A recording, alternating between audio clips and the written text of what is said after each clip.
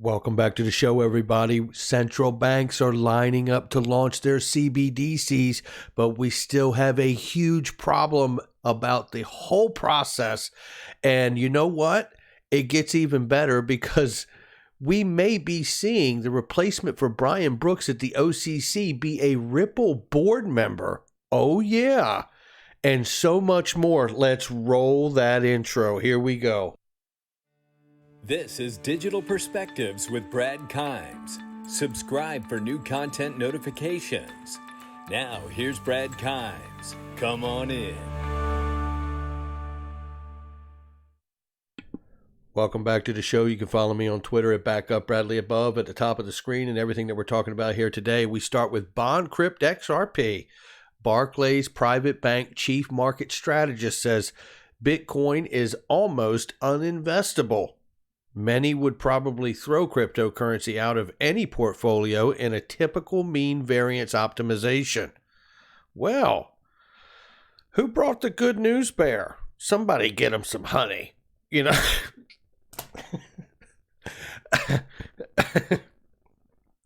for those of you who don't know what a typical mean variance optimization is, it's essentially a formula of risk to reward management of a portfolio. And I'm oversimplifying a bit, but you get the gist.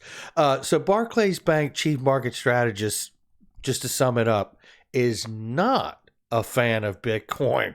Well, let's take a look at the market, because the market is sagging this morning, and we see Bitcoin at 32,561.41, and we are down almost 15% on the 7-day for Bitcoin. Ethereum holding strong up on the 7-day, 7%. It's 12.44 for the price, and XRP is coming in at 28 cents, 0.2822. It is down 3.92% on the 7-day.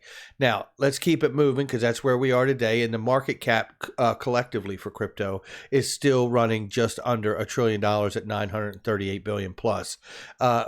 We've seen it well over $1 trillion. I certainly believe that this transition that's happening domestically is going to get sorted out very quickly, and we're going to touch on some of that information in just 1 second. Let's move quickly through the next few pieces here, because it is very important.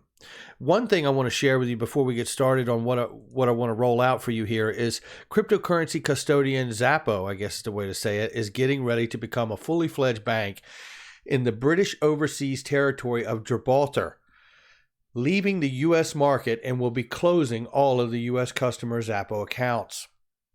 This is what happens when you don't get clarity.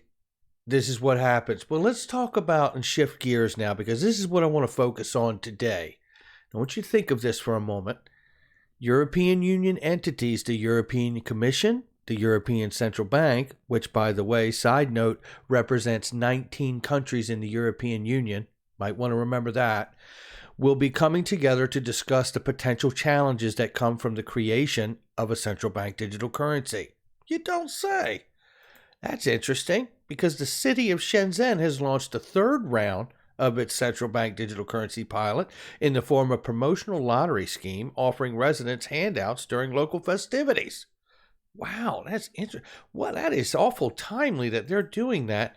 And then the Bank of France takes another step towards digital euros settling transactions.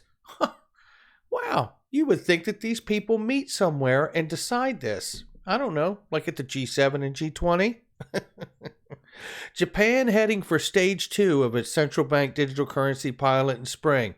They must be at the same meeting. And Sweden's central bank is investigating distributed ledger technology, or DLT, for its CBDC proof of concept, the bank's deputy governor confirmed today. You know, what's interesting about all of this, before we go on to the news about Hester Peirce here and her remarks, it's obviously a coordinated effort. If you look at that news and you don't believe it's coordinated, then what you believe is it happens to be several coincidences that all of these central banks, including the ECB, which represents 19 countries in Europe, just so happen to be doing it at the same time. I'm sorry, but that isn't the way it works, right? This is a coordinated effort from the international level down, and what you are seeing is the movement towards a very soon to come launch of digital stable coins. right? Central bank digital currencies. That's what we're talking about, right? Real deal digital dollars. Now, that's exciting to me because something has to settle all of that. We're going to get to that in a second.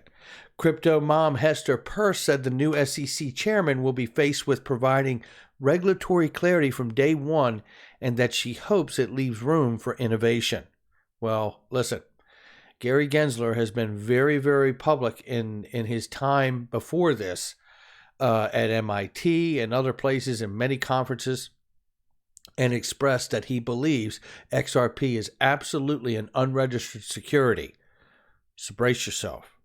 What I would remind everybody is that I find it very, very difficult to believe that whatever Gary Gensler decides or whatever the court decides of the case, I don't believe that they will deem this thing something that hurts XRP in its full-scale intended use.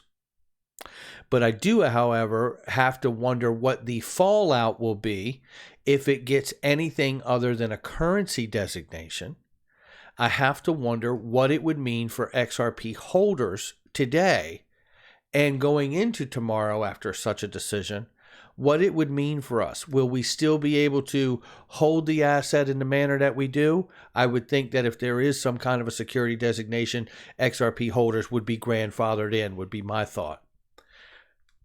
The other question I have is, will I still be able to buy XRP in the same manner that I was buying it before they seized and stopped the trading halt? Which, by the way, Coinbase's trading halt is well underway, and it is across all regions. It is not just in the U.S. They have stopped trading and buying and selling of XRP on their platform for everyone. Now, iTrust Capital has also stopped their trading of XRP as well until this matter is resolved. So there is now even more pressure to get a resolution, not just because we as holders have it, because Ripple as a company is doing global business and they are continuing to open up corridors for other businesses that they work with, customers and partners that already in their region call it money or currency, and they intend to use it. So there will need to be a resolution to this matter rather quickly, in my mind, whether it goes the distance or whether we find some other way around it through a prudential regulator like FSOC. All I know is that the U.S. does not have all the time it wants to do this because the rest of the world doesn't need the U.S.'s permission to do it. So that's where we're at here. Now let's take a look at this, because to the information of the European Union stablecoin, the Shenzhen and the Bank of France and Japan and Sweden Central Bank, it all brings us right to here. The World Economic Forum almost a year ago to the day, and on page 17, they cite here crypto assets designed for inter and intrabank payments and settlement, JPM coin and XRP. This is what's missing from all of these banks launching central bank digital currencies, is something that can settle in between it. The current situation we're in, we have an FX currency market because people trade the currencies to the currency that they desire. So if you're making payments globally cross-border, you're already using the FX market, which is the paper currency market, to settle to get the currency desired on the other side. If we're launching central bank digital currencies, you're obviously going to have a digital FX currency market, and something's going to need to settle that digital currency in order to give you what you want on the other side. It's XRP. Moving forward here, investment giant BlackRock filed documents with the Securities Exchange Commission showing that it wants to include cash-settled Bitcoin futures as eligible investments for two of its funds. One thing I'd say about this is that I think this is very interesting to me because BlackRock holds trillions of assets under management. Trillions with a T. If they're looking to get into cash-settled Bitcoin futures to put in two of their funds, investment funds, Bitcoin's not going away. And they know it.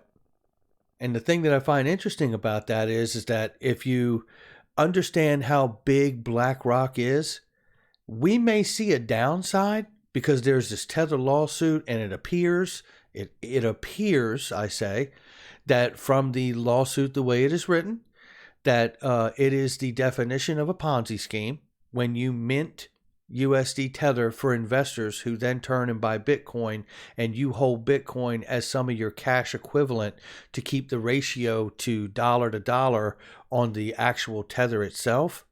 That literally is the definition of a Ponzi scheme. So I hope for Tether and Bitfinex's sake that that is not the case, but it does look pretty compelling. So if that be the case, it would appear that if that, when and if that gets sorted out, that is going to cause a huge correction to Bitcoin, I would imagine, and other coins as well. And I think it would be broadly felt across the market. So we'll keep an eye on that. But just knowing that BlackRock is moving in on futures of Bitcoin tells me that they see Bitcoin remaining here for a long time. And that to me is exciting for the whole space.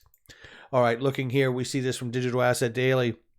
CPMI, the Committee of Payment Market Infrastructure Conference, pushes the frontier of payments towards a global payments area. Really? That's interesting. I wonder if this will be a part of it. Yeah, this is the stuff. Improvements in cross-border payments would make a real difference to many of the poorest, most vulnerable who disproportionately bear the cost of frictions and shortcomings of the current system. Yep, there it is.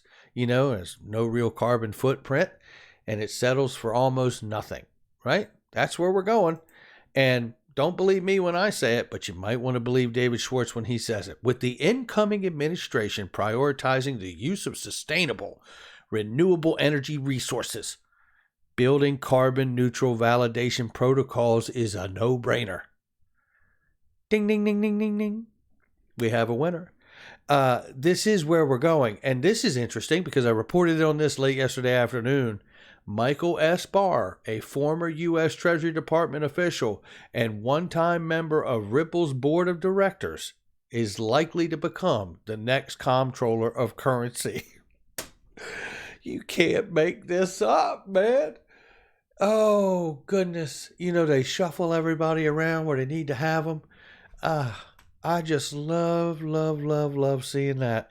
Now, we'll have to see what goes on there, because it was also noted that I think it was Marissa Badaran was also cited as someone who could be tapped for this position. And believe me, she's no slouch either. She absolutely hip to crypto and DLT and everything that needs to happen with blockchain. So either way, it's looking like a win if this does go through for the OCC. But shout out to Michael Barr just for even being recognized for the position. Again, Michael Barr, former U.S. Treasury, and joined Ripple Labs back in 2015. Now, moving forward here, we know that Gary Gensler has been picked as the new chair of the SEC, and he has been vocal before taking this position that Ripple and XRP is absolutely an unregistered security. And I mean, casually, he has said it. It is no-brainer to him that that's what the case is. So it baffles me that why Brad Garlinghouse would congratulate him about being the SEC director, knowing that that's the battle that's in front. Or is it just such that they know it's going to get a security designation of some kind, but it's not going to harm the intended use of XRP? The question is, if they do give it some kind of security designation, does it harm how we get to hold it? Does it harm how we get to continue to buy it? Right? That's the question. I don't have a problem if it comes out like a bearer bond that has utility and it's some kind of new hybrid definition. I'm totally great with all of that. The important thing is that we can continue to hold it and we continue to buy it. And more importantly, we have a way to cash it out if we need to. So that is exciting to me. One more thing before we go, because this comes with any new administration that comes in. And this is from Michael Val 5 Link, says President Biden has frozen all new or pending regulatory processes. This includes FinCEN's proposed wallet rule that the entire crypto space was up in arms about. One thing I know for sure is that if you break the two sides apart, You got big corporations and big oil on the right, and you've got trial lawyers and unions, and you've got Silicon Valley on the left. Baby, the doors are about to fly open, and XRP is about to rock the planet. That's going to do it for me. Hit the like and subscribe. Leave a comment below. Share with somebody you know and hit that notification bell so you don't miss a thing. Make sure you check out all the links in the description box and the comment section. There are great products and services that I use each and every day, and they are trusted, vetted links. All right, here we go. I'll catch you on the next one.